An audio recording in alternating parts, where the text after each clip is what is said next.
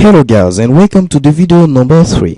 Alors dans cette vidéo on va voir ici quelles sont les raisons qui peuvent pousser une personne à pouvoir faire du hacking. Alors ça peut être tout simplement un hobby, donc c'est-à-dire une habitude, une passion pour certaines personnes de pouvoir mettre à mal des systèmes.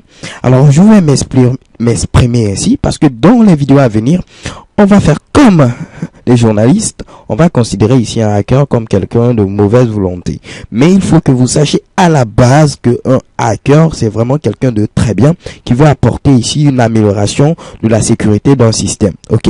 À la différence du cracker qui est un criminal hacker. Ok? Mais dans notre contexte ici, on va faire comme les journalistes, on va garder en tête qu'un hacker, c'est quelqu'un de mauvaise volonté. Mais un ethical hacker ou tout simplement un white hat hacker, c'est tout simplement ici une personne qui veut ici améliorer la sécurité d'un système. Ok? Donc lorsque je ne précise pas white hacker ou ethical hacker, vous pouvez faire allusion ici au hacker, au cracker, ce méchant bonhomme. Ok? Parfait. Alors pourquoi hacker? Comme je le disais, on peut le faire par ennui, donc on s'ennuie, on ne sait pas quoi faire. Alors on apprend quelques petites techniques pour poser de petits bobos aux voisins. On peut également apprendre à faire du hacking. Pourquoi? Tout simplement parce que c'est vraiment passionnant. On veut découvrir quelque chose de nouveau, on est vraiment curieux. On peut le faire également pour un gain personnel, donc pour de l'argent, pour avoir des informations critiques.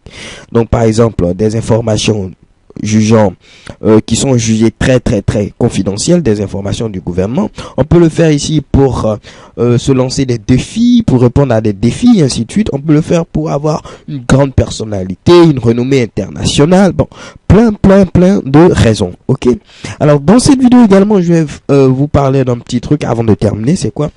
Un bon hacker, c'est vraiment quelqu'un qui a de bonnes bases. Donc généralement les hackers sont des programmeurs. Alors il faut maîtriser certains langages de programmation pour pouvoir être amené à faire quelques petits tests. Je le rappelle, nous sommes ici des ethical hackers et non des crackers ou des black hat hackers. Ok? Donc nous serons amenés ici à maîtriser plusieurs langages, par exemple le langage PHP. Si nous sommes amenés à tester des vulnérabilités sur des applications web, nous serons amenés également à connaître le langage Java, également à maîtriser les petits outils classiques sur un ordinateur, également à maîtriser des notions de réseau. Donc c'est plein de choses. Donc on peut avoir des spécialisations même de hacker pour être un peu plus rigolo sur le sujet. Ok? Alors dans cette vidéo, c'est tout simplement ce que je voulais vous présenter. Il faut savoir tout simplement qu'il peut plutôt avoir plusieurs raisons qui peuvent pousser quelqu'un à devenir hacker, donc à hacker.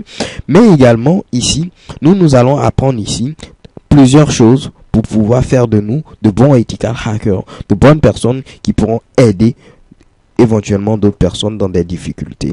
Et pourquoi pas se prémunir des différentes attaques potentielles. Ok? Alors c'est très simple. Nous allons apprendre à hacker le hacker. Nous allons apprendre ici à pouvoir se prémunir des dangers d'ici et là. So thank you guys for watching and see you to the next video for the beginning. Bye bye.